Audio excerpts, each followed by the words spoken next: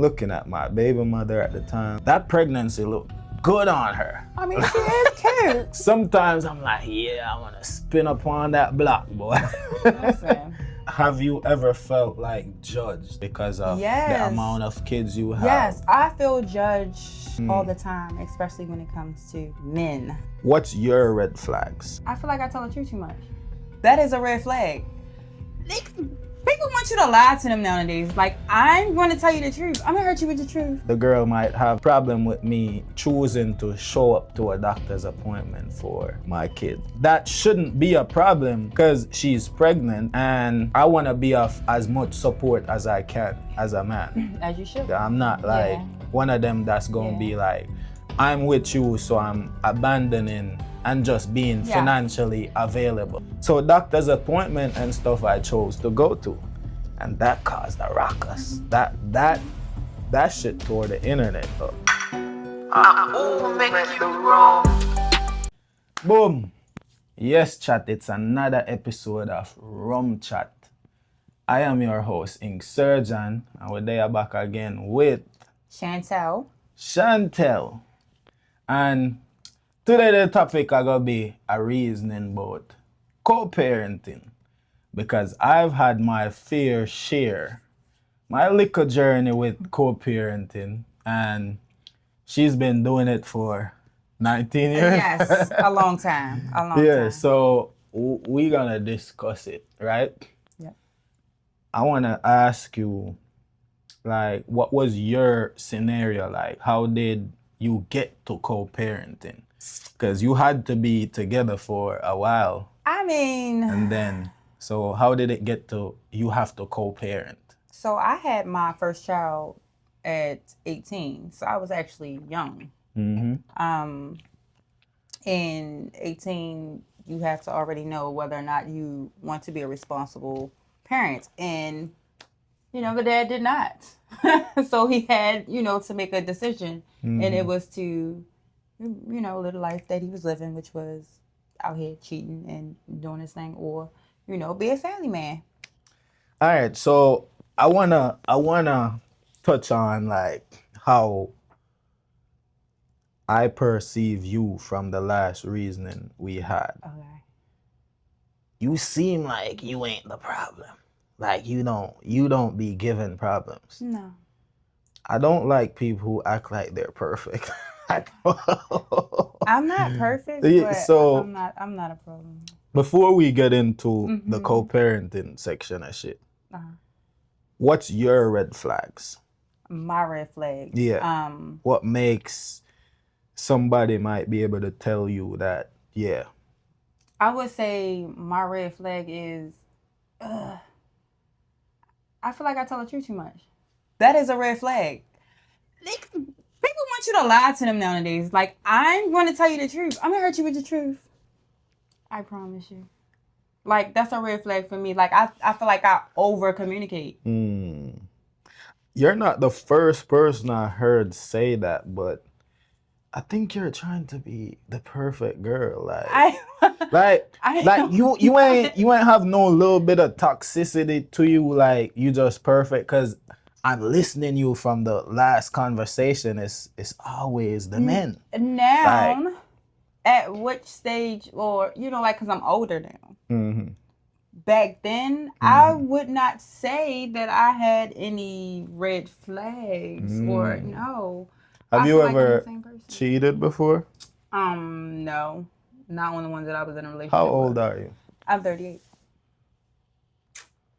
I have not even been Chantel! I have not been. We're trying to have a conversation, right? Yeah. And you're telling me you're 38 and never cheated before. No, because I'm not really into many relationships. A situationship, what I do in a situationship outside of that situationship is not cheating because we're not together. Now, when I'm in a committed relationship, yeah, it's just that person. It's just that guy. And I have not had a lot of relationships. I can really count on my fingers because I don't even claim them, even the ones I had kids by. But, yeah. No, I have not. Oh no, I think I want to keep it real. Like we want to keep this shit real, but I don't know if I believe you. You never cheated before? No, I have not. I've been in. So All a right, lot of so my relationships consist of situationships, right? So now that I'm trying to find a relationship or to actually take somebody serious enough to get in a relationship, I done picked the wrong damn generation, the wrong time.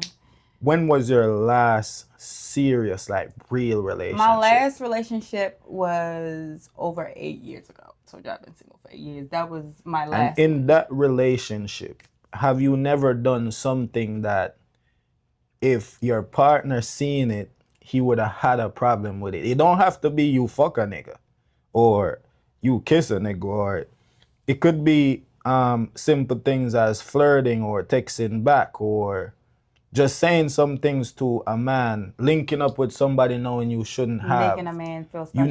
You never did anything like that in your serious relationship before? No, and I'm gonna be completely honest with you.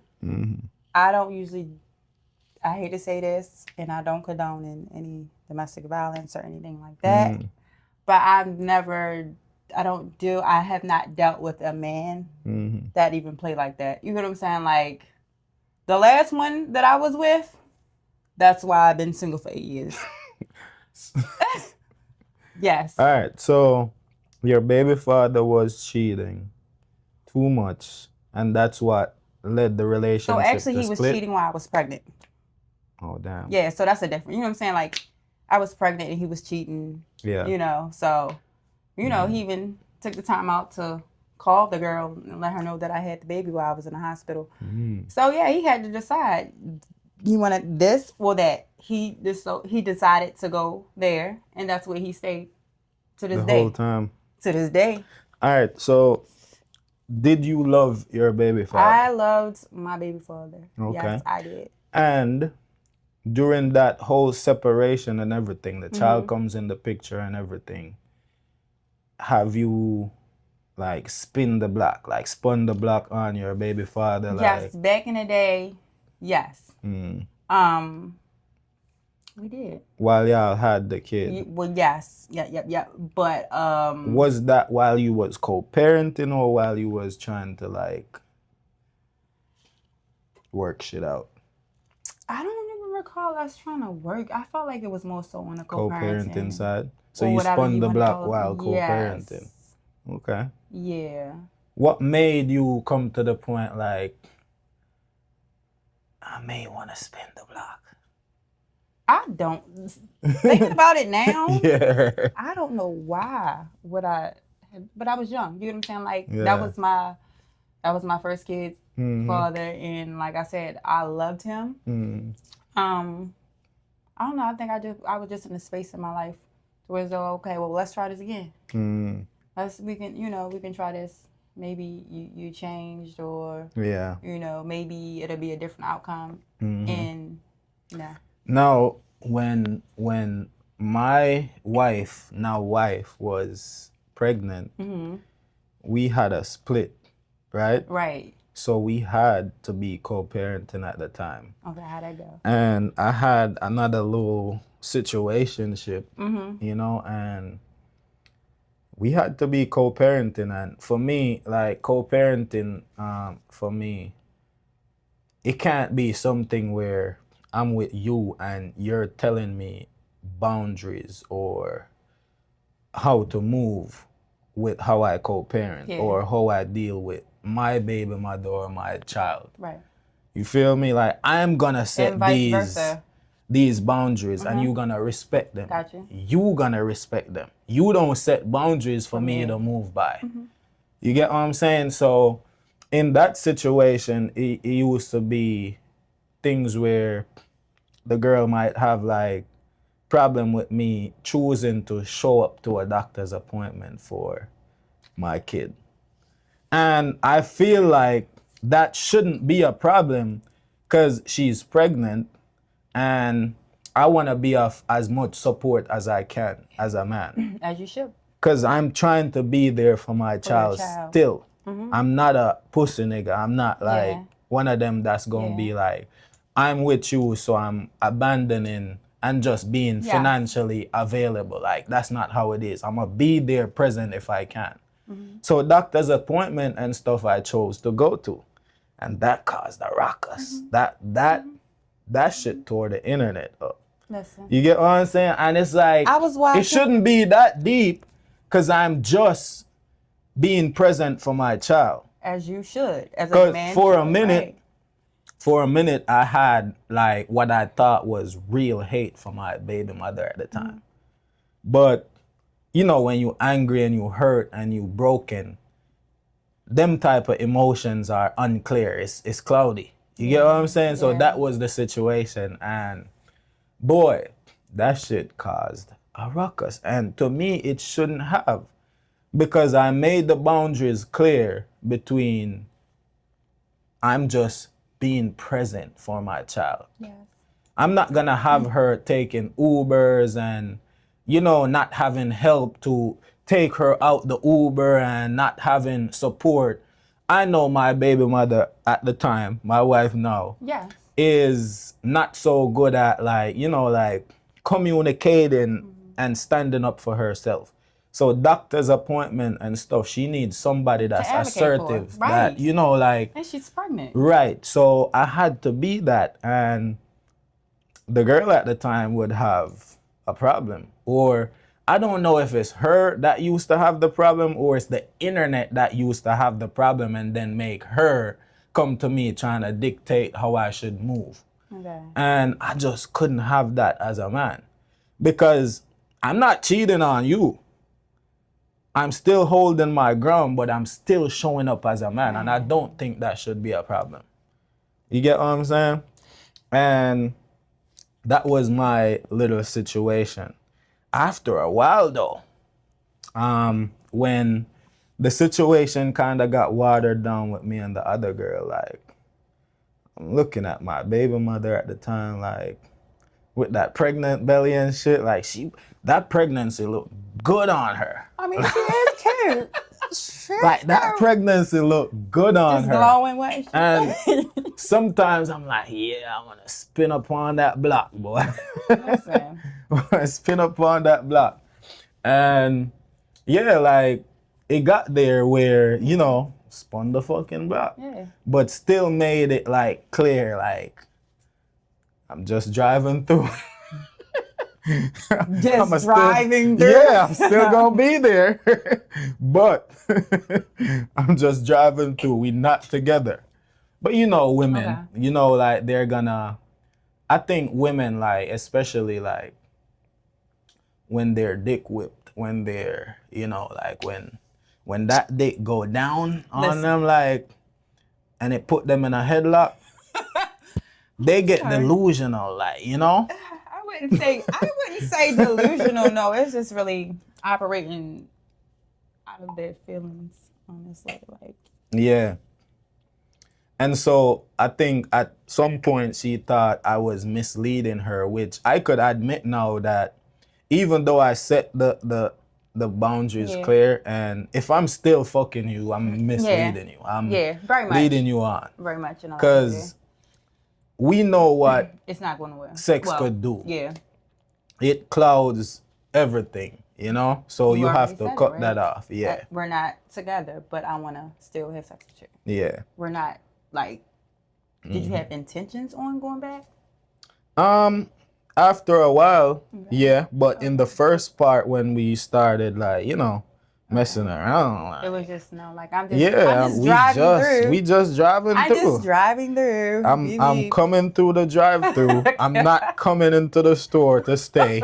You know?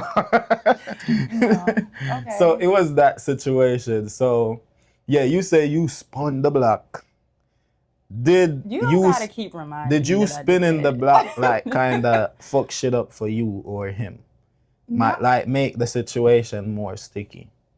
No, because he had a pit bull that, you know, that caused a lot of, you know, confusion between us even trying to co-parent in the first place. Like an actual pit bull dog? No. Like just a pit bull, a female pit bull That was oh shit. Yes. You making an analogy to the other girl. That was just pure drama. You get what I'm saying? Yeah. And pure just envious, and just like made so much confusion between us, even, trying to co-parent, that it was just like, you know what? I don't even want to do this. Like, have you ever been on the bitter side of the baby mama, like, type of vibe? No, I've never been on the bitter side, like, ever. I'm not bitter. Chantel, why you acting like you perfect? I'm not bitter because I know it, like, it's not me.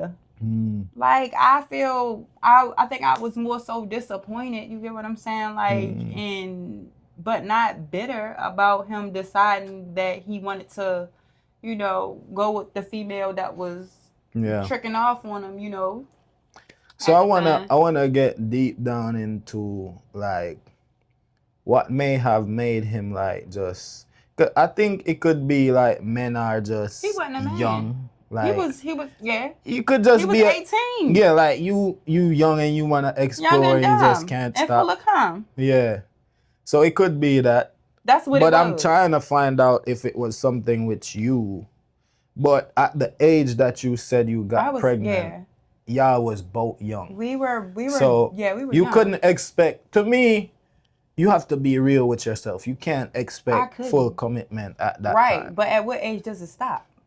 I don't know, but some people mature faster and some people, they still 30s, 40s, 50s and ain't mature and some yet. Don't at all. Yeah.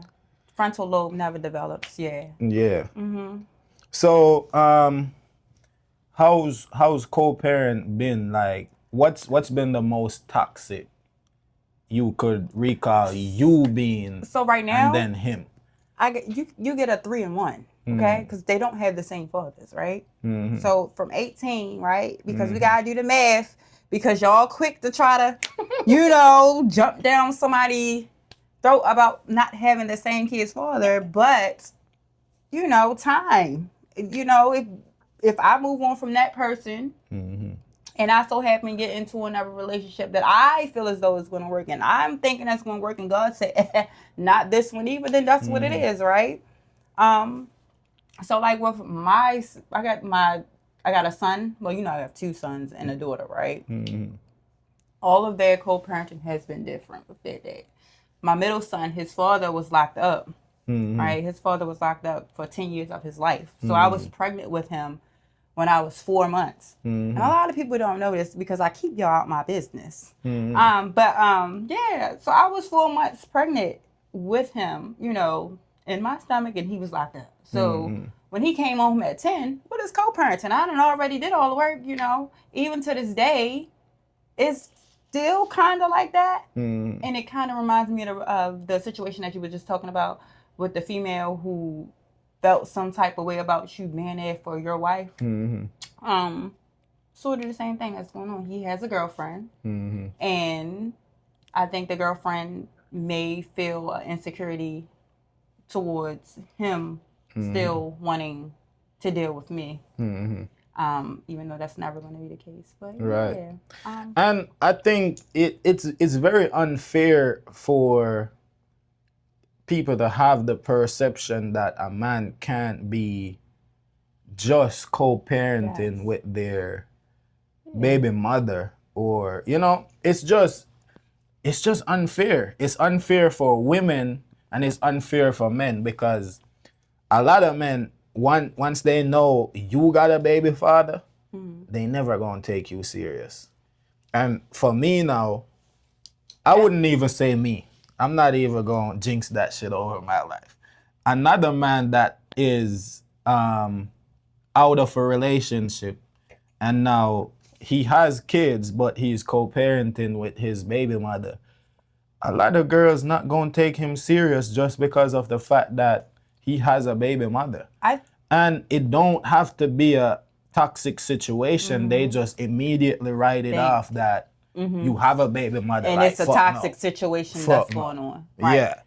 And it's unfair. Like, I think a lot of it comes from you you have to be a certain kind of person. You have to have a certain kind of security within yourself to be able to deal with people that have kids. And a lot of these women and even men, they're not secure within themselves to even trust their partner or the next guy. Like, oh, okay, you're not going to deal with your baby mother. You're not going to, be messing around with your baby father. You really got to be mature to deal with people that already have kids. Like I personally, even if I didn't have kids, I would not. I don't think it's fair to just prejudge. Oh, this is a toxic situation.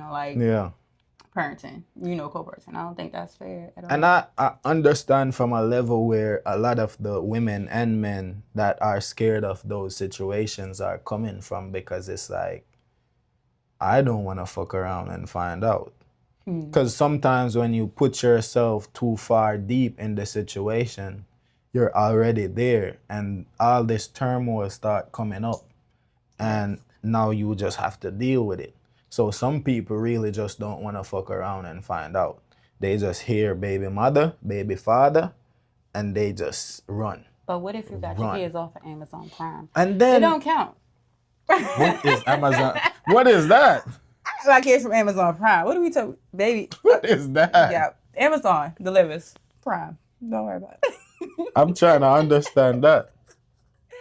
Amazon Prime, they don't even worry about it. Yeah, so it's unfair, because your soulmate could be somebody with kids already. And 9 times out of 10, those that be like, oh, I don't never date a guy with, or I don't never date a woman with, your soulmate is that woman or that man with yeah, like, I don't know. It's just something about, like, I'm not worried about kids. Like, kids don't bother me. A person. Is there an amount that you're willing to accept? 4 tops. 4. Like, I like kids, so like 4 is I want a lot to for blend. me. I want to blend a family. You get what I'm saying? Like, 4 I don't is a mind lot blending. for me. But that is, I feel like nowadays, depending on the age, I'm older. Now, if you in your 20s and you want me to accept 4, yeah, I can understand that. But like, being the age that I am, I have 3, right? Some people have 4. And some people already was married and got divorced. Now they got 4 kids. You get what I'm saying? Now, so everybody's situation is just different. So the last time we spoke, you was in a little situation. I wasn't. And you was, I don't know if you was fucking drunk or what, but listen, you was. Listen. So I was not in a situationship. What was it? I wouldn't call it a situationship. I would call it more so a crush. That's, Okay. So what is that now? What is the status of that? So the status of that is nah. It's not there? No. No status? And I would like it to be there, but I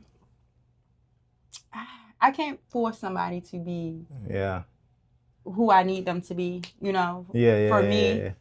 Yeah. So what I wanted to ask was, have you ever felt like judged by others because of the amount of kids you have? Yes, I feel judged all the time, especially when it comes to men. Because I'm a single parent, but I'm also a big dog. You get what I'm saying? So it's just like, when you are independent, you have kids, it's like a double whammy.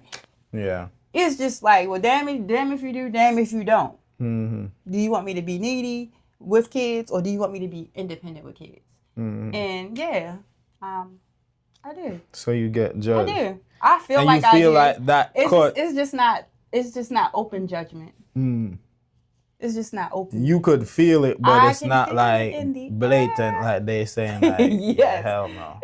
But you could feel it. Yeah, I can feel it. Yeah, I can feel the judgment or the, and then you always got to think about, like, it's always somebody in somebody else's ear. So I already know, like, a certain man got to deal with me. You get what I'm saying? Like, and one that's going to allow people in their ear is just never. It's never going to be the one. Would you say? What would you say, like, for a man or a woman, who has it harder to find a partner moving on when they have kids, man or a woman? I've been trying to find the words myself. I've been trying to find, especially like right now, like I'm gonna get a little.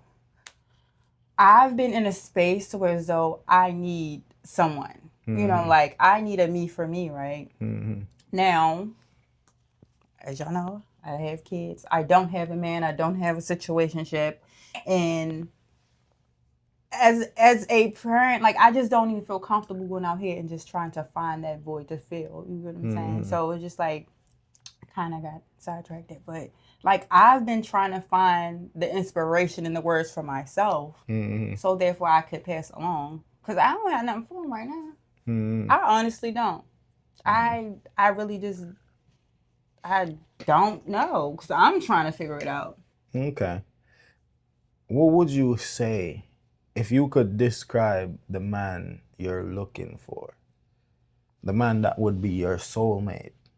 How would you describe him? He's definitely have to be honest. He has to be an honest man. He has to be a man of integrity. He has to be a provider. Okay, first of all, he has to love the Lord. I ain't saying he got to go to church. You know, like, but I need him to. You got to love the Lord. You get what I'm saying? Because that's just the foundation of. That's going to be the foundation for our relationship. That's all I got right now. Okay. That's all I got. Like I'm big on, for me, because of my past, honesty. Like I need a man with a certain level of integrity, and of course I want him to be cute. You know. Yeah. At least be, you know, some eye candy. I still want to touch on like you. You know. What do you think the disconnect is? Like for so long. 8 years ago since your last real relationship, what do you think the disconnect is with you and men? Okay, so the disconnect with me and men, is kind of stemming from the relationship that I had over 8 years ago. So the relationship that I had over 8 years ago was not the best relationship. Yeah. It was. He suffered from mental health issues, basically, right? So being in a relationship with someone who was mentally ill, you are forced to operate different. Now, I know y'all may be wondering, like, well, if you knew he was mentally ill, why would you be in a relationship with him? I did not know, and this is why it's so important for us. And I don't want to make this too serious, but like, you know, coming from the community I come from, Baltimore, like we're not taught about mental health. I was 25 in that relationship and didn't know anything about mental health. Yeah. Nothing, right? I didn't know what it looked like. It's just something that we don't talk about. So getting in a relationship with him and then finding out, oh, this is a real thing. Like it's a real thing. That alone made me like, okay, I made it out of that. I'm not going back until I find something or someone who makes me feel safe. Okay. You get what I'm saying? Cause that was crazy. That was some serious stuff. You say it stems from that situation. Yes. How did it stem from that? Because I didn't hear so you it's just trusting. You understand, like the honesty and integrity. You bring trauma from that relationship? Yes, a lot of it actually. Okay. Just a quick little diagnosis. He was schizophrenic. He was suicidal, homicidal. Okay, so it went both ways. You know, it went both ways. That's why when you asked me earlier, you was like, "Oh, what the question you asked me? Oh, did I ever cheat?" Yeah. No, I did not. You wouldn't now cheat. You know why? I'm not stupid. Man. Like I was not ready to die. You feel me? So like I don't even play like that. I wouldn't even play with him like that. Yeah. But you know, I was in a position to as though like hey, I'm walking on eggshells every day, you know. So, no, if you look at your track record of your baby daddies, people you've dated, would you say you have a specific type? I don't. Would you say don't. everybody have like a different specs to them as men, or there are similarities? It's a lot of the same traits, a lot of same types. Yeah, they from Baltimore. That's why I'm man. They from Baltimore. That's the only thing that they got in common, for real. And they from over east. And what absolutely. are they? What field in life are they on? Like, are they all like in the street type of dudes, or? So at the time they weren't. Like none of these. Well, I wouldn't say that even in the street, but that was a part of it. Like guys live 2 separate lives, right? So would you say you're like bad man, like no, you like thugs, like me scared of bad man. No. Not me scared of bad man. Me scared of bad man. Yes, no. I'm good. No, like, cause girls love bad man. I don't know. Not this one. Girls love bad man. Not this one. No. So I like a bad man gentleman. You know, when they got sense, but you know, no bad man for me. Girls love bad man. Guys, one time in life, I'm just sharing a past experience. One time, I have a girl on her backers, and she kept like breaking the arch, like you know, like that shit drilling her, and she kept breaking the arch, and I kept getting so mad. Did you like, slap her? No, like one man was saying punch her in the fucking back, but I kept getting so mad, like bringing her back up, like you know, and she kept doing it, and I just pulled the fucking machine and placed it on top of her back like this. I'm like, if you fucking move again. And that would you believe that shit just started getting? Yes. Yeah, I would believe that. I mean, when I felt that, I was just like, what the? I was expecting her to be scared. No. That don't mean that she like Batman. She just like somebody that's going to talk her through it and, you know, be assertive. Okay? And I was like, damn. That's when I knew girls love bad man. Like, they love the badness. They love the bullshit. No. So, like, damn. That's a different type of bullshit right there. Yeah.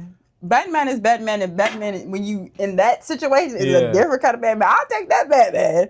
But not them other ones. No. Yeah. I feel you.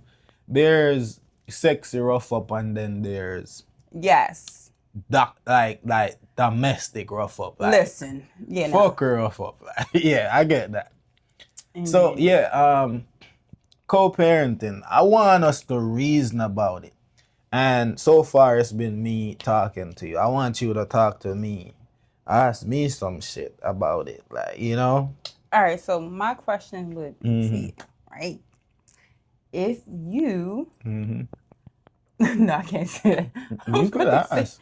No. I was thinking back to when you were in your situationship, right? And your now wife was pregnant.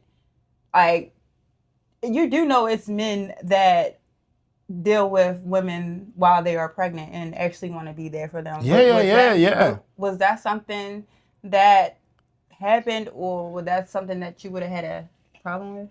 It never happened, but I think that's one of my worst fears as a man. I ain't even gonna fucking hold you. I could that's one of my worst fears. Okay. A nigga fucking my baby mother? Fuck no.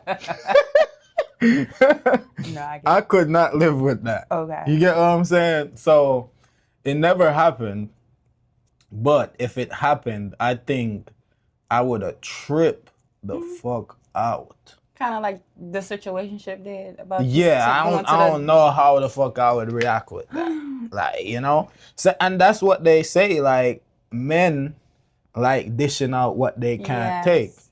And Yes. it's real, like, we cheat on a woman, would expect them to forgive us, but when they cheat, it's grave.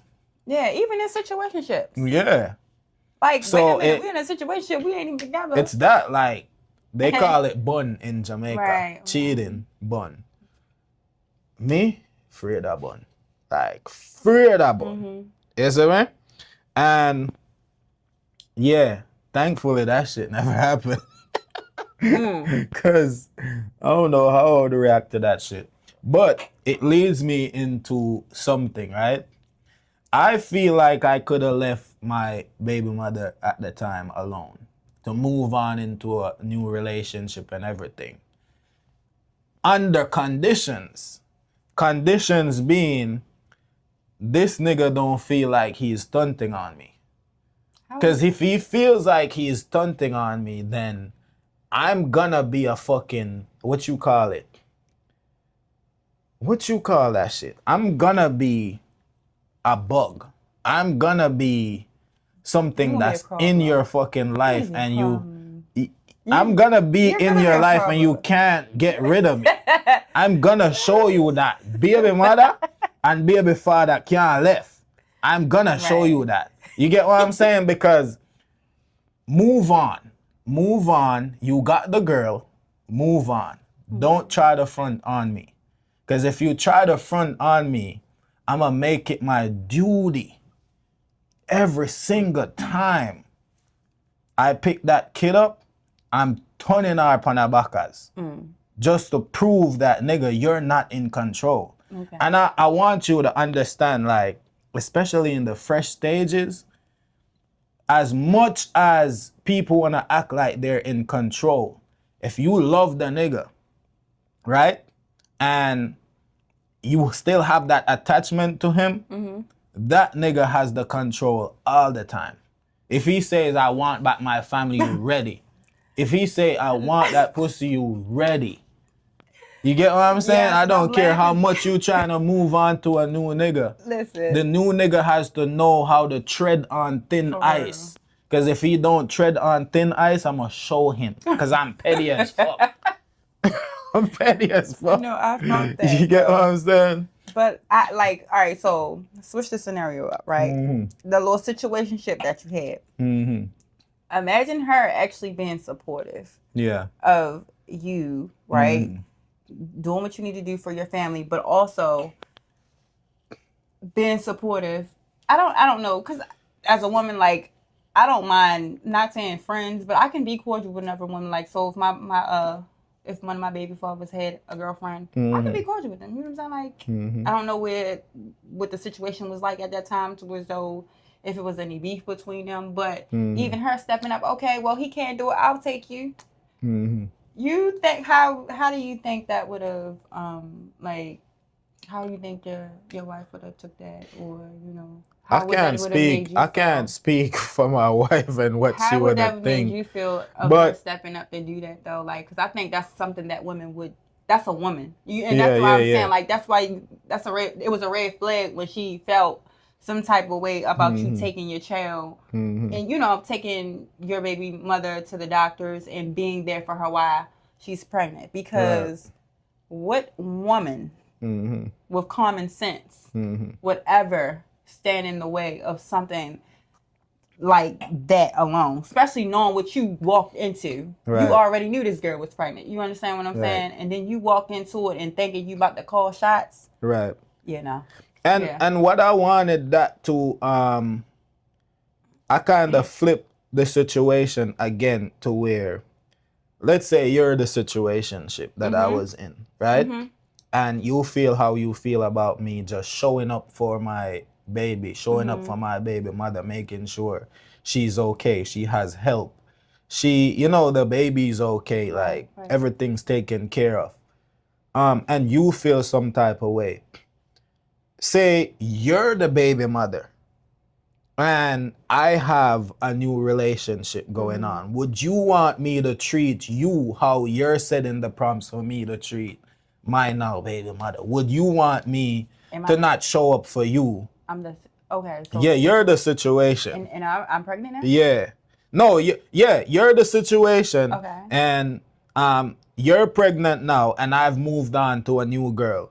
Would you want me to obey the boundaries that she set and not show up for you the way I should as a man? I feel like whatever boundaries that was set for the other one, and now as the situation me being pregnant, it got she gotta stand on it. You gotta be the same shit. On it. Gotta the stand same on shit. It. Yeah. And so now you not can't be mad that I'm not showing up for you as a man. Not at all. Nope. Because that's what you expected. You can't want for yourself. Correct. What you would not. You get what I'm saying? Woman. Yeah. And as a woman, make no sense. But that's what I'm saying. That's how you know it's little girls. Yeah, it don't make no sense. Don't. So never math. Yeah. Yeah, that situation was crazy. Well, I'm so happy that you're out of it. You know, I was always team Mo anyway. You know, I do want to speak on a little bit about the situation. Like, now that I could reflect back on the situation, I think the worst thing I've ever done, like the shit that still cuts me to this day, is to know that I love my kids the way I do, and I love even my wife the way I do. And that situation transpired. I think that situation is a situation that I regret, even though I don't 100% blame myself or my wife, because we was in a situation that both of us had like clouded judgment. Yeah. Clouded, you know, the whole situation was fucked up, was like dirty. So it's like, she made her decision, I made mine. But now we could step back from the situation and look at it and see that that shit was dirty. That shit was fucked up. Great. And I seen the shit that I did.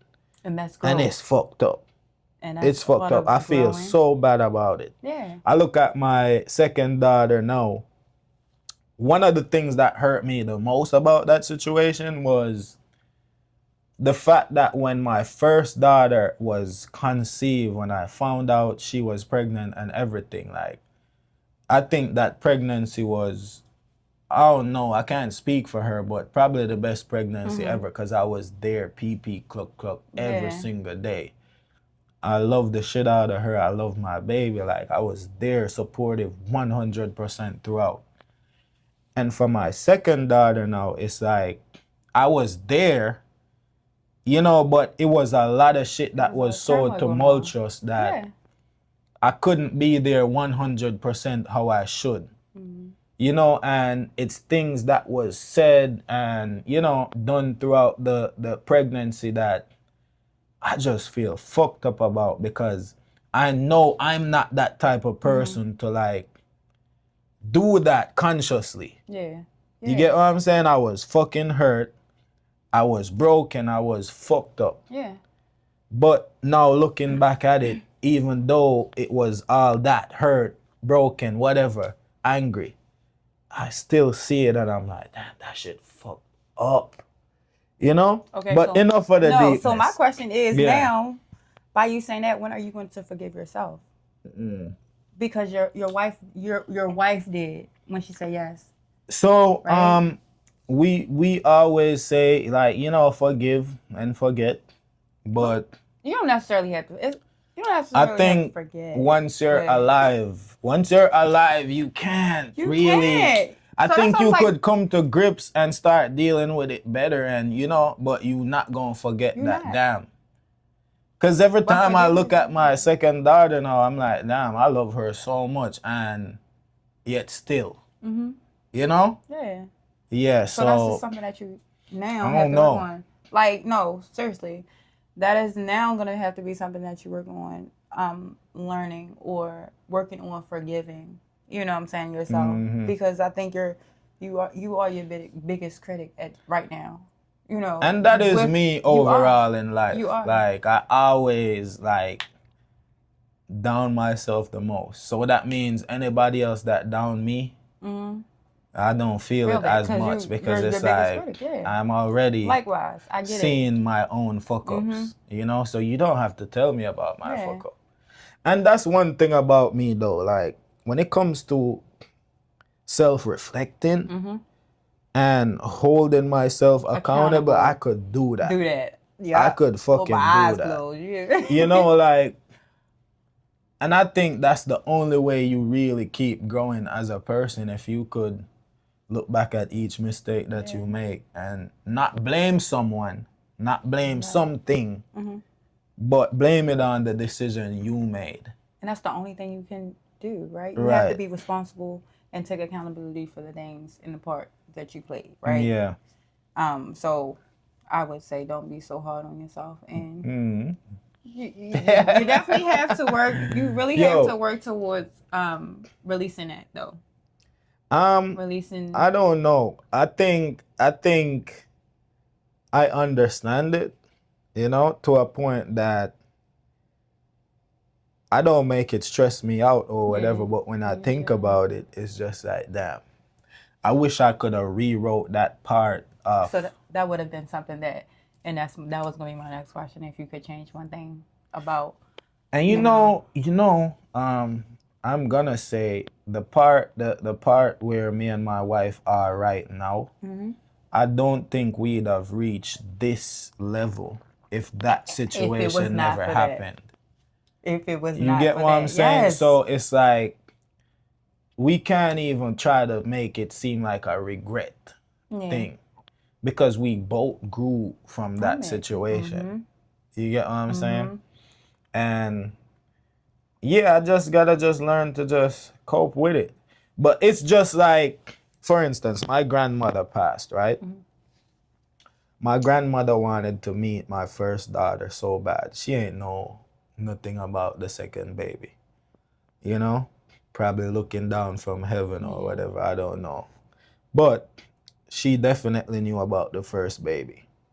So for me, was in Jamaica, right? Yeah. She was back in Jamaica. And so for me, with that situation, she knew my wife was pregnant. She kept every day talking about meeting the baby and everything, and she literally passed like a few months before, my daughter being born. Okay. And y'all wind up going to Jamaica? No. Didn't you take a trip? Yeah, I took my daughter to Jamaica. Okay, yeah, but she saw her grave. Oh, okay. So it's like that situation is heavy on me, where I don't think there's no going over the situation once I'm alive. I don't think there's no going through the situation or forgetting, or because every time I look at my daughter, I think about the fact that everybody that loves her right now, there's nobody that would have loved her like my grandmother would. You get what I'm saying? So it's like, I look at them running and playing, and I think about that. And it's the same thing. I look at my second daughter running and playing, her happy smile, everything. And I think about the bullshit I put her mother through. You get what I'm saying? That's your conscience. Yes. And it's just like, but you gotta deal with it. Yeah. But you also have to extend yourself grace too. You know, like you have to. I don't say I stress myself out, but I see it. I think about it. Yeah. And I'm just saying, once you're alive, you're gonna always think about it. You're gonna always think about it. Yeah, it's gonna be a thought. Once you around the anchors of the situation, you're gonna always think about it.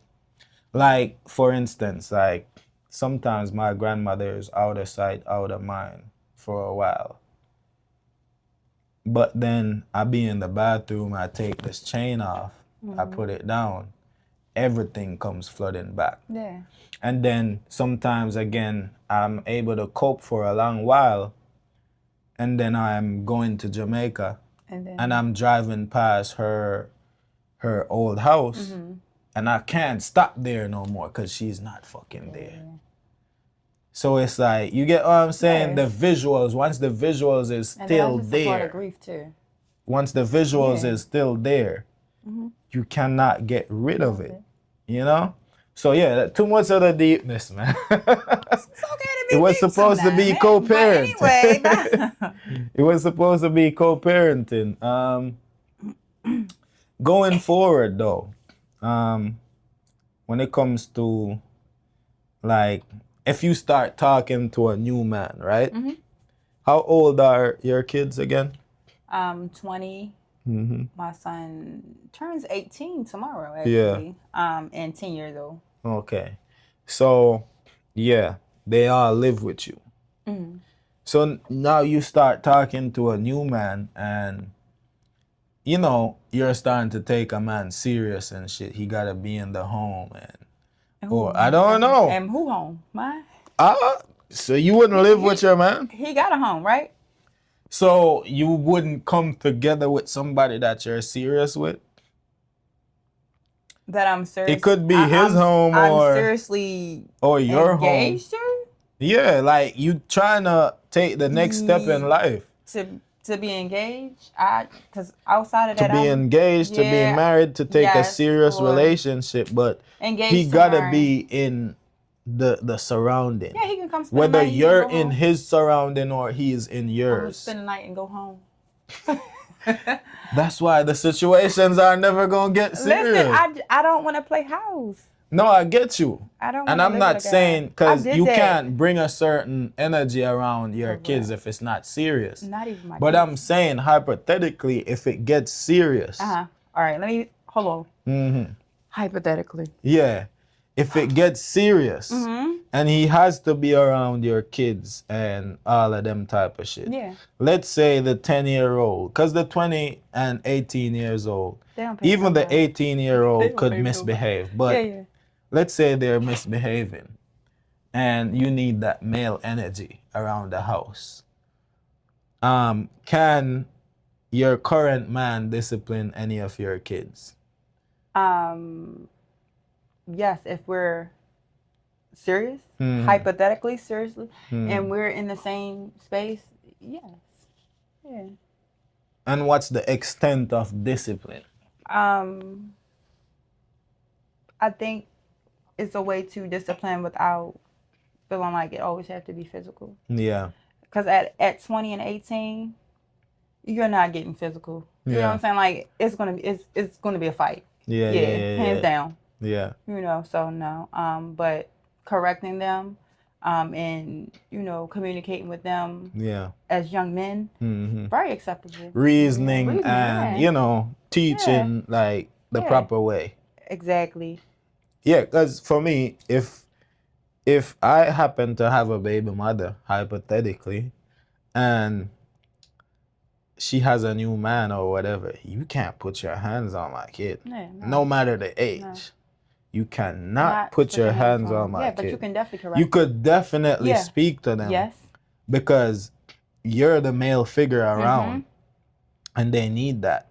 So yes, if it escalates to a level where you feel like you can't manage it, call me, nigga. Call me. Seriously. Let me talk to my kids. And that's very reasonable. Don't put your hands on my kid. Do that. Cause now I'm gonna have to put my hands on you. And it's gonna be a lot of putting hands on people. Yeah. So. Understood. Yeah. So I definitely agreed to that. But having kids that old, it's never really a real acquaintance to the new man, unless it's the 10 years old. No. So and that's my issue right there, right? Because I've been there, with my mother and her relationships and not being included or or having any insight or input in the men that she chooses to deal with. So it's always been different with me and my kids. Like my kids know the difference between a homeboy, somebody that I'm hanging out with, right, platonically, and somebody that I actually want to take seriously. Even at the grown age of 20 and 18 and 10, like I don't have men around my kids. I don't think it's healthy at all, especially on no levels at all, whether the side of the man or the woman is not healthy for you if it's not a serious relationship to bring the kids around those type of interactions. Because we never know when this is going to change to a next person and a next person, and then each person comes with a different energy, a different type of mindset, a different type of way they treat you. Mm-hmm. I don't want my kids seeing all of that bullshit. Right. Before you find the right nigga. That's what I'm saying. Like, see, one like a revolving door. Like, Yeah. that's never been my thing.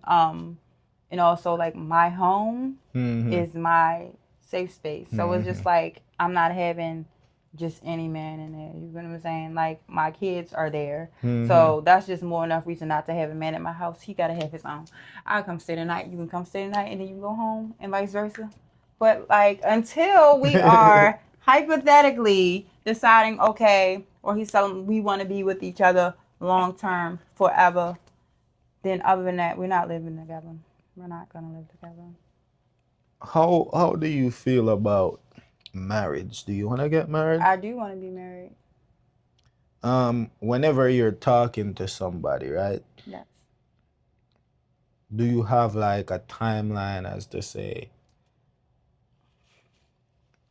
a nigga should No, I take can't even you get serious? to the talking stage to get a man. That's crazy, right? So how the hell am I gonna get married? So what that's what I'm trying to get at. What's the disconnect with you? I've been trying to figure it out too. If you can help me, then I can help you. Because you're not ugly. At all. You know? I got my own money. I don't know about that. I'm telling you, I do. I got my own money. I'm independent. I'm very self-sufficient. Are you boring? Like, I'm a woman of God. God. Are you boring? Like when it gets to like I'm very fun. The sex stage. I'm structured. I'm structured. It's structure and ease over here, and I'm not boring at all. I'm trying to figure out what the disconnect I'm not. is. Like, you know what the disconnect is? What you think it is? The disconnect is I speak up. I hold a man accountable. All right, so I want you to give me a real example of some time that you spoke up. Something a nigga did wrong. Did. And no, just give me something that he did something messed up. All right, I'm gonna give you the most recent one that I had because literally this is probably the only nigga that I was on. And it's very rare for me to be on that. Yeah. But I'm currently experiencing things where I need, like I said, I needed me. Like I need somebody to confide in. I need affection. Even if you don't love me, I'll take the affection part, right? And it's just not being able to show up for me, right? And that's the issue. Him not being able to show up for me. What's your definition of affection? It could be just being held. It could be just being in the presence of him. It can, Because when I think affection, I'm thinking you just need some dick right now. I come over. I slang that thing on you. But I might, depending on how I feel about you, I might not cuddle. I'm just going. No, but see, get ready and leave. But in the moment, you got affection. No, that's how you. No. So, and that's the thing, though. So even like, because I can't have anybody in my face or anybody in my face in my bed. Like that's easy. If I wanted some just affection, that type of affection. Like I really have to feel connected to a guy to even, want that affection. I don't want a booty call. If that makes sense. Like I really want somebody that I feel safe with, feel comfortable with. I want the affection from that person, and that's just what it is. Like, I feel you. I think as we talked the last time that when it comes to the relationships, a lot of people just need to be honest about their intentions and that's it. That's everything. all. And it's a real problem because I heard another dude on TikTok say, like, it's just one thing he's asking men to do, and it's just to stop lying to women. Stop. If your intention is just to go and, have sex or whatever, like, just make it known. And I already told you what that leads to when it comes to men and women dynamic, because if a man is a player, if he's in his player stage. Well, if he's a hoe, you can say that. You can just Yeah. be a hoe. If he's a player in his player stage, the truth is not on the table. Never gonna be. Because we know if we tell you the truth, could. it's not on the table. I'm saying it could be on the table. It could be. It could. But that's if you want to be on the 50-50 losing end. If you want to be on a winning end, you got to lie. No. You have to tell lie as a man if you want. To some women, to some. Let's just say to some. For real. It's some, for real. Because, yes, there's some women that will accept the truth. But what's that percentage? There's a lot of women out here that like playing the same games, right? The percentage is low per capita, per city, per, you know? So how many women in Lanham right now do you think is going to be acceptive to the truth? You know? Because women do say they want the truth, but they really don't. Deep down, they can't handle it. You know? And as I said the last time, if I tell you right now that I just want to fuck, bro, and that's not what you on as a woman, you're not going to give me no pussy. But if I want this coochie, if I want this coochie the real way, for real, I'm going to tell you exactly what you want to hear. I'm going to make you feel like I'm feeling you, we have chemistry, we connect on this type of level, and that's the things that's going to loosen you up. Because I want what the fuck I want. And that's wrong.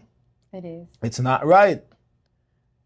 But it depends on the side of the coin that you on. Are you a real nigga? Or are you trying to play? And I don't wrong the niggas that's trying to play for real. Because everybody has a stage in their life where that's just the stage in the game where they're at. Yeah. So if they're just at this level, how can you fault them? How can you fault them? The frontal lobe didn't develop yet, then so it is what it is, right? It's wrong though, and we do have to get to a point where we start being real with each other, men and women. Yeah. And that's how things is gonna improve when it comes to dating, relationships, progressing, and everything. I do think also social media plays a big role. A huge part. I'm sick of it. A big role. It plays a huge into part. how people's love stories turn out and dating experiences.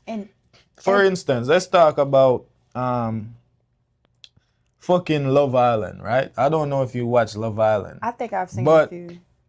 To show you how much influence social media has on relationships, Love Island just announced the season 8 cast. And social media has already ruined it for the cast before the show aired.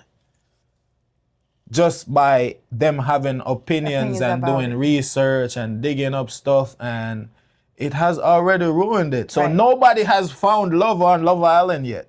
Dang. But it's already ruined for all the cast. Yeah, because the influence of social media. Right. And other people's opinions. And not facts, but opinions. Not just that. You have people who look at social media and are not able to like distinguish that social media is made for people to mostly put on a facade. Yeah. Like, for instance, on the same fucking Love Island, this girl, like, they saying Love Island photographers did the girls dirty by posting them looking fucked up, because on their Instagrams and TikToks, they look dolled up and whatever. They're using fucking photo apps and shit like that to make the photos look unreal. Filters. And then the cameras that the Love Island is using is some super clean 4K shit. So it's getting the real you. Okay. they don't have no time to edit you individually. Correct. To make you look good or how you look on your Instagram. They're gonna put you how the camera picks you up, and that's the real you. And so they don't know how to decipher on social media that what's real and people put out what they want you to see. Because you have some girls right now on social media, right? Mm-hmm. They are so influential to the point where so many, like millions of young women look up to them. Yeah. And their lifestyle is portraying like this rich, this, this aesthetic lifestyle, but they don't know what these women do to acquire these lifestyles. I've heard that a lot of girls are decorating hotel rooms for themselves and taking pictures and making it look like it's a secret nigga that's doing it. And girls are seeing that and thinking, oh, this is the standard. If my boyfriend don't do this, it's a deal breaker. And that motherfucking girl did it herself. So it's misleading. Like, social media is so fucked up, and it got to that point now where that's what women see as the standard now. Because it's right now, it's what the next influential girl says. So now that you say that, right? So now that you're saying that, if the women see it like that, right? Mm-hmm. How do the men view it? Because that is an issue for me being a woman, the woman that I am. Mm-hmm. I feel like that's the type of woman that they go for. That's the type of women that they prefer. The social media girls? The social media girls, the needy handout aesthetic type of females. That's what men want. That's what men. Yeah. So if females are perceiving that and saying, okay, this is the standard. Men are perceiving that as the standard too. What would the male perception of that look like then? Because I feel like men like those type of females. So with anything at all, I think there's a market for everything. So as men, like, no type of girl that you see on social media is ever going to be a lonely girl. There's a man for her. I'm lonely.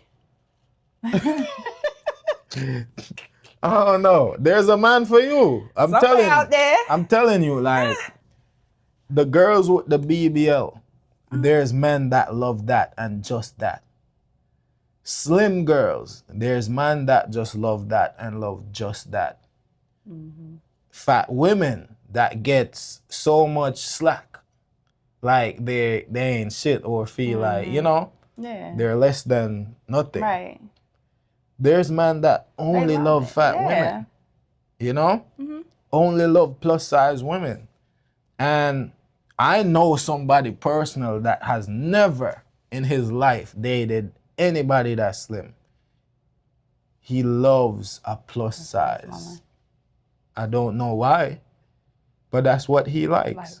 So you have girls who display a certain stuff on social media, the aesthetic lifestyle or whatever. There's men that's gonna keep fostering that lifestyle, So there's a market for it. That's why it's happening, Yeah.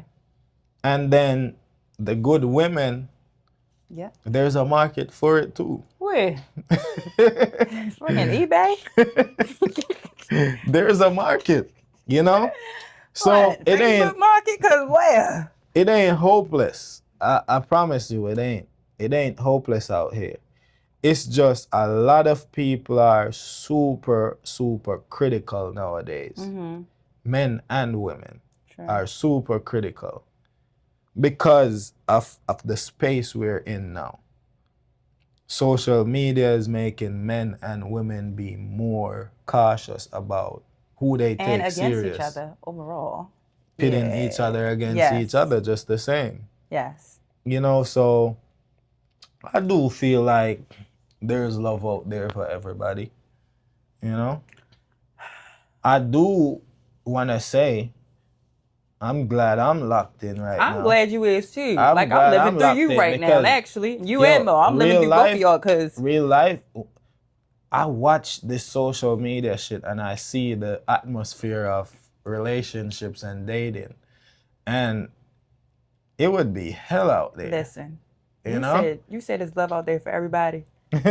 My name is Chantel. And I am not everybody because that's exactly what it's given. I don't know. I think it's love out there for everybody.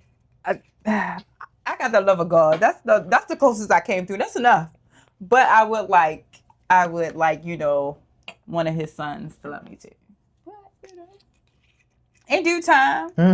in due time. But yeah, like it's just.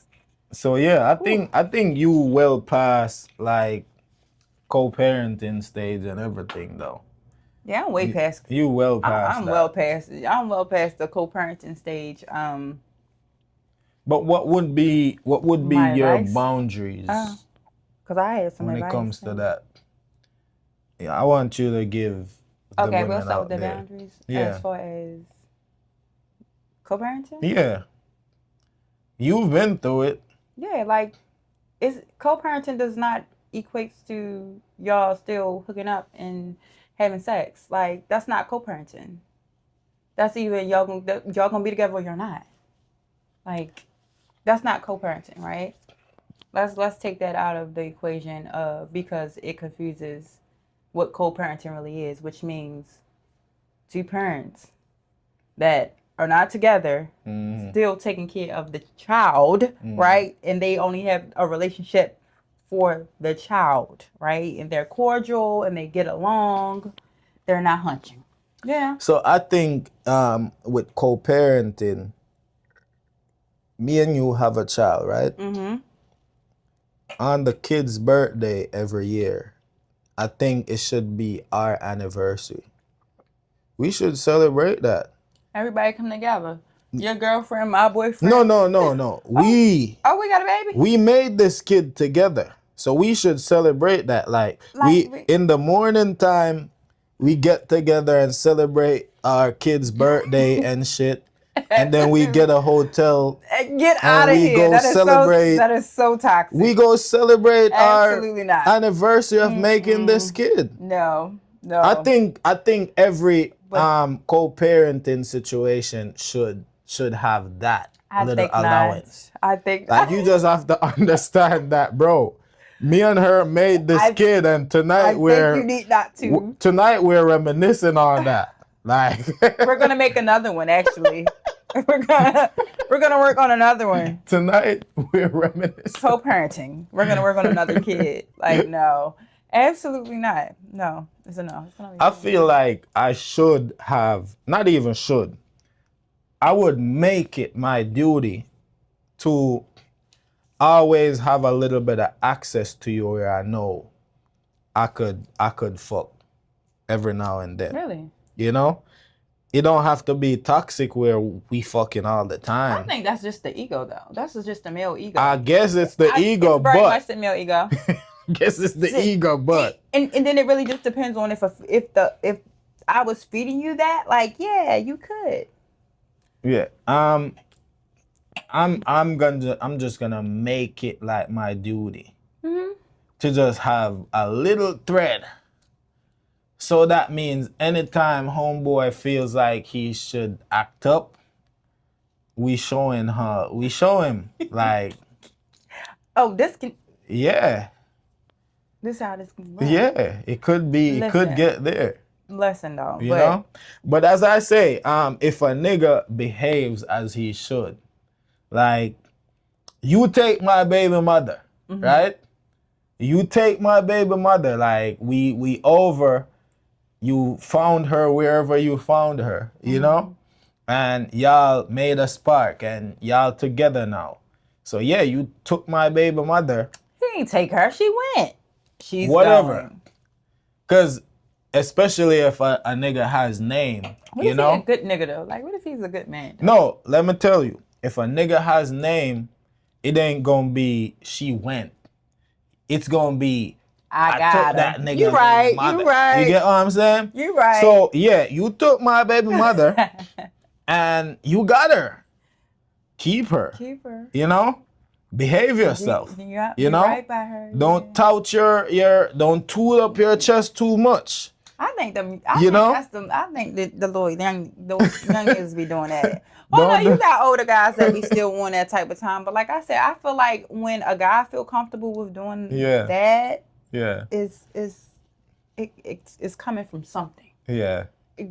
It's coming from somewhere. I think males are driven by ego. You know that. Yes, they it ain't nothing that you can't tone down a man's ego at all. A man could learn to navigate his ego, but it's always gonna be there. You know? Definitely. And I could navigate my ego with you, but I'm not gonna navigate my ego when it comes to this nigga navigating his ego with me. You know?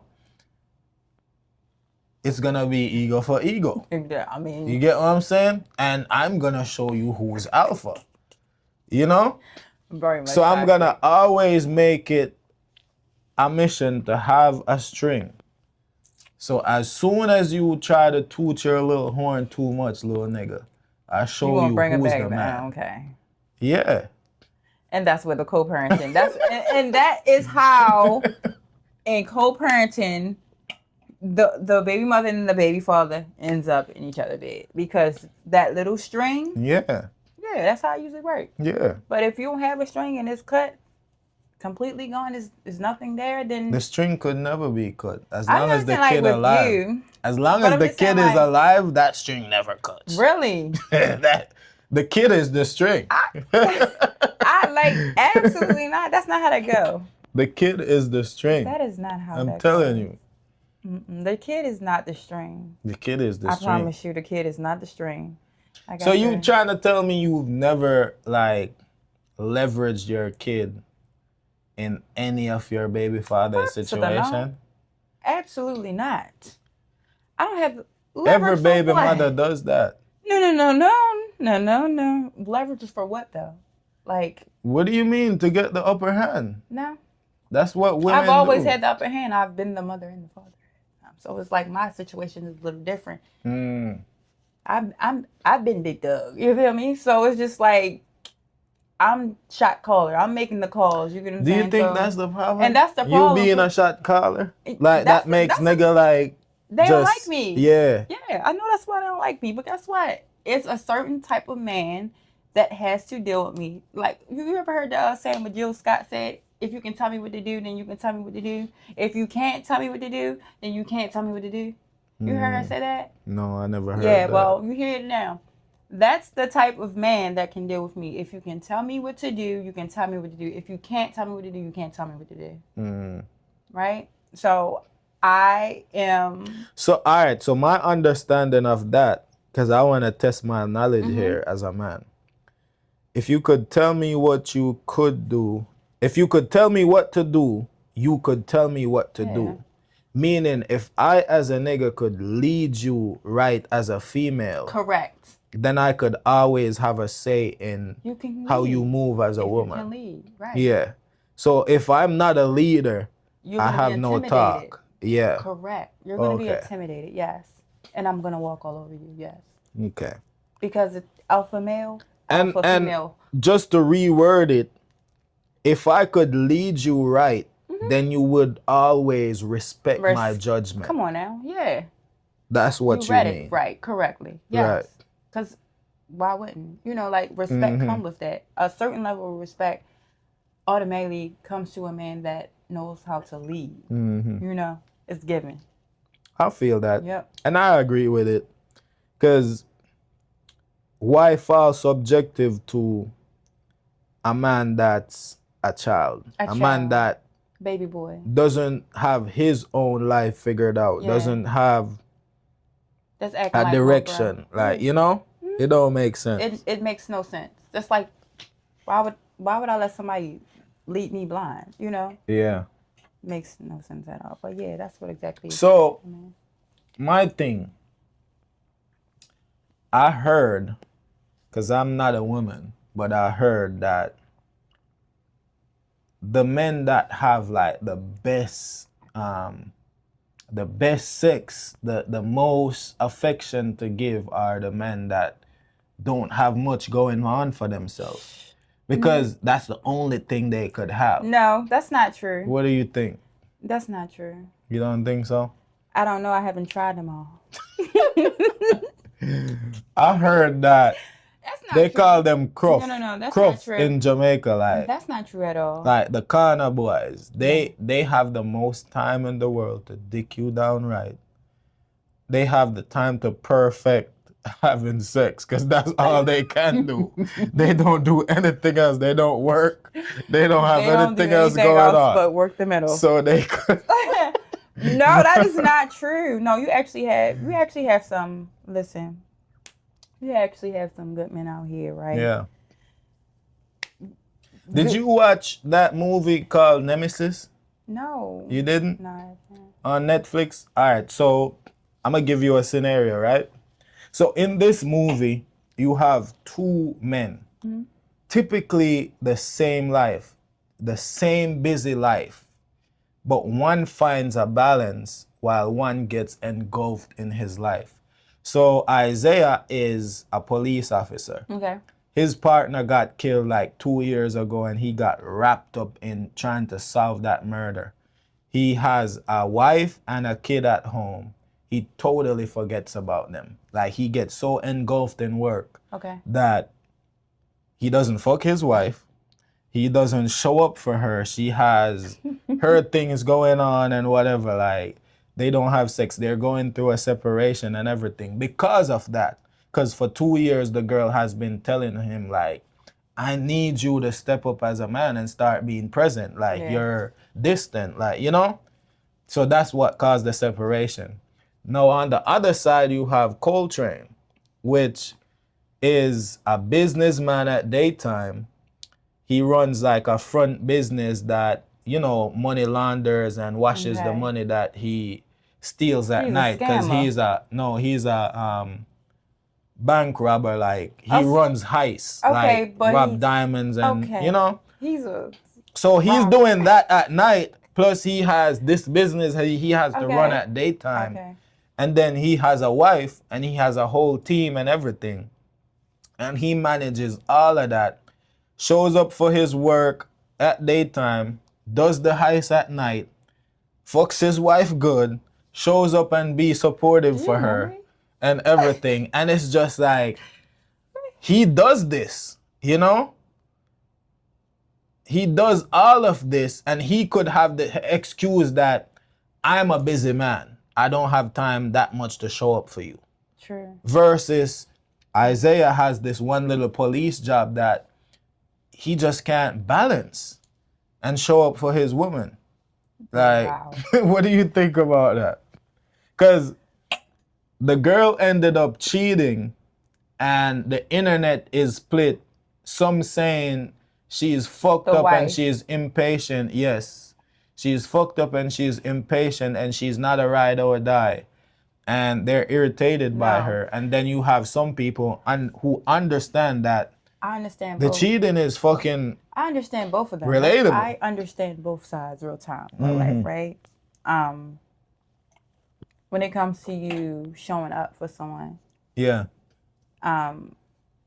that will cause you to, in all honesty, step out, right? Especially if you're communicating with your needs. You get what I'm saying? Like, oh, I need you to do this for me, like, or you're telling them, oh, I'm going through this, that, and the third, and I just need you, like. If she's expressing to, she's expressing it to him, right? Yeah. And he has not been showing up for her. I feel like that's cheating fair game. Yeah. It's not cheating. It's you are not holding up your end of the bargain to be able to be there for her, right? You're not prioritizing her. What is she supposed to do? Some people say they understand the workload.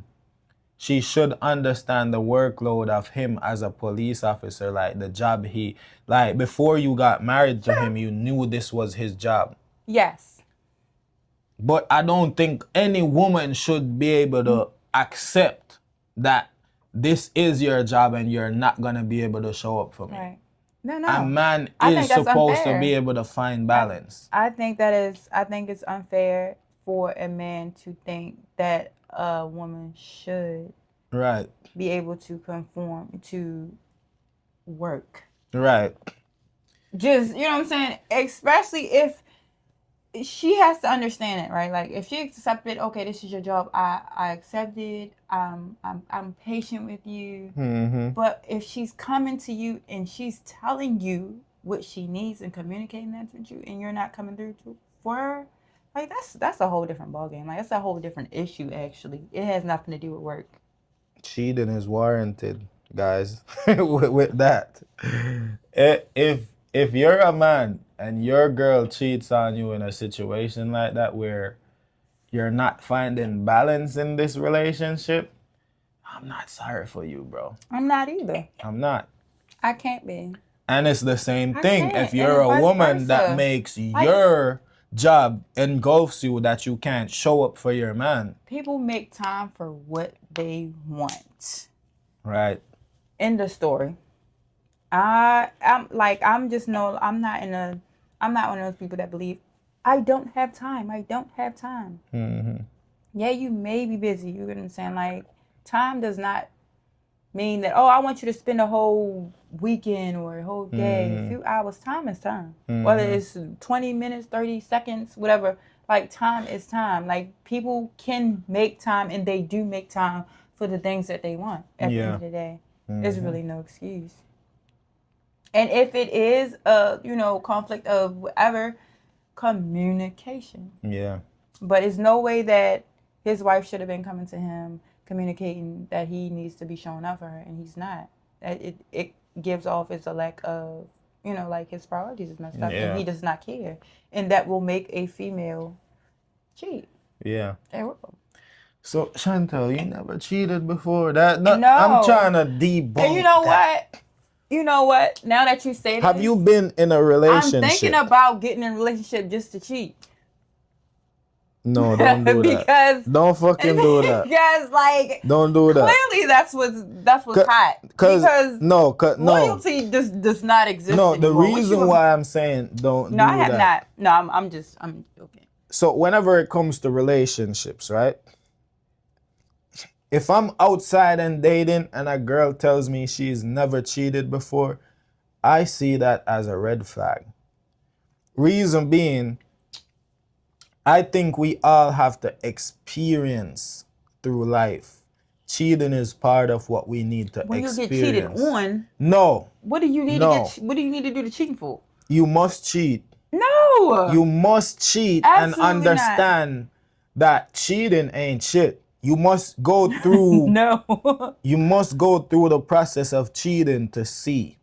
You must go through. No, I'm telling you, you must go through the lusting after a nigga. Like, you never seen a nigga that's like so sexy, like you would just fuck the shit out of him. That's crazy that you said that, because I have never in my mind been like, oh, I want to fuck him. He just like, I would put that out. No. Okay, so I'm telling you though, you have to go through those lusting phases and then fuck that nigga and see that after you get whatever you get. I heard that most time women don't come when that's a whole different story. Well, I heard that there's a science that says only 25% of women actually orgasm during sex, Mm-hmm. And so I'm saying, like, you have to go through the process of lusting over that man, then getting that dick and seeing that, damn, I lusted, I got the dick. And it was pointless. And look, sometimes it ain't trash. No, sometimes it's good and everything, but you got through the lust and now you just don't want them. Each time I've been in a relationship and cheated, every time I've cheated, I loved my girl more. Crazy. That's crazy. It's crazy. Like, it's crazy. I fuck a girl right now, lay up with her, and then I'm thinking, what the fuck am because I that's not here? where you belong in the first place. What am I doing here? And then Exactly. I drive home, I'm listening love songs like, I just want you to know I found a reason. You ain't belong there in the first place. And then I get home, and tomorrow I'm spoiling the fuck out my girl, because it's like, I love you. At the end of the day. Yeah. You know? I love you. Taking you to a fancy dinner, I'm buying you roses. Oh, you just cheated yesterday, huh? Oh, okay. It's like, now I understand. I don't like this girl, for real. So I think we all are supposed to go through that stage. Yeah. To know that cheating ain't shit. So if you tell me, let's say we're dating right now, I'm single, you single, we're dating. I've had my experiences of cheating and know that cheating ain't shit. And I understand it to an extent now. So much so that I could see a big booty, a fat pussy in front of me. I'm a tattoo artist. Pretty girls, whatever. Right. And I could ignore it because I've been through all the stages of cheating. And I know it ain't shit. So you think because I have not cheated, I'll be more prone to cheating? You're more prone to cheat because... So listen, you want to hear the truth? I'm going to give you the absolute truth. It's a confession, right? A part of a reason why I feel like I have not taken anyone serious because of the fear of me cheating. And it's only me cheating with this one person. And I don't know why.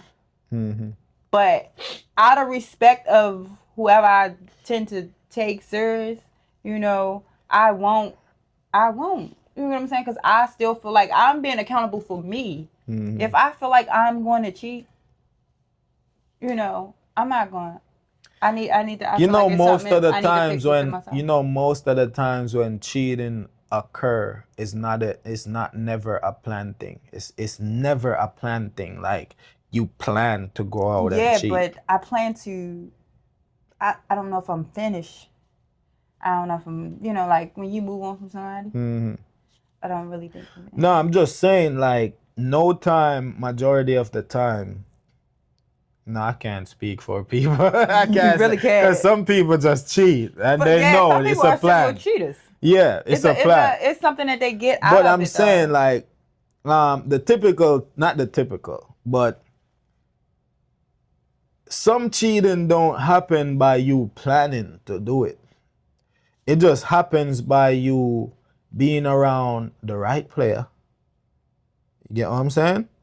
The right player that knows how to move, knows what to say. You get what I'm saying? Yeah. And they do it in the right moment, the right time. Okay. And I promise you, see once that switch goes off in your head, no, I'm telling you, there's a fucking light bulb in your head. Like, once that switch goes off, you're going. Once that switch goes off, and then you feel a little trickle in your little, you feel a little trickle, there's no turning back from that. Oh, boy. Once a nigga knows what to do, I promise you. But, like, I don't know, I think I don't know, I got strong will, like.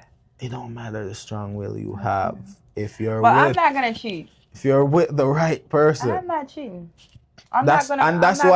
I'm not gonna get in a relationship if I feel like I'm gonna cheat.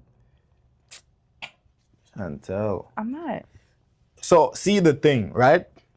Would you be in a relationship, right?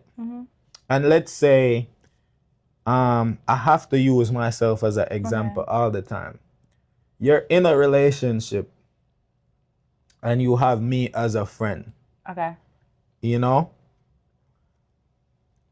Are you gonna go out with me now when you're in a relationship? Are you gonna go out with me to like places like a brunch, or tomorrow is fucking pandemonium. Now we saying are you coming friend, to me? not what kind of friend? We're friends, just friends. Oh yes, outside. You're going out with me. I'm outside with you. Okay, so that's the thing. That's the thing. You don't put yourself in scenarios to test if you will cheat. Correct. You don't do that. But correct. If we're friends, right? What kind of friends are we? What kind of friends? Girl. We're friends, right? I'm in a relationship, right? Yes. Right. Yes. Were we friends before this relationship? We could be. We were friends, right? We could be. We were hanging out. But you never knew my intention was to fuck still. Oh, okay. Your intentions was your intentions. We might be friends. Because that's different.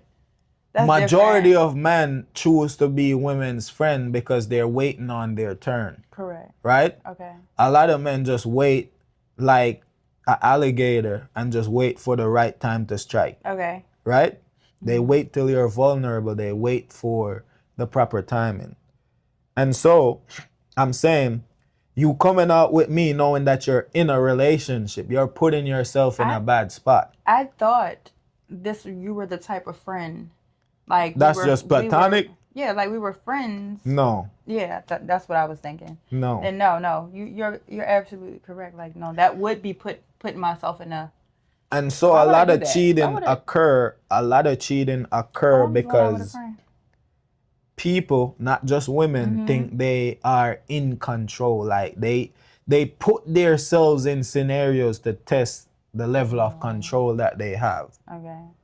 And I promise you see, when you're in that scenario, it's just like watching a football game and you see Arsenal and another team playing, and you could see the plays on the screen and say, why didn't you pass it to him? Why didn't you do that?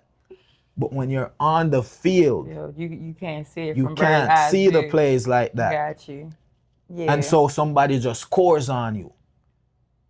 And you did not want that team to score, but they scored because you did not see the play. I couldn't see it.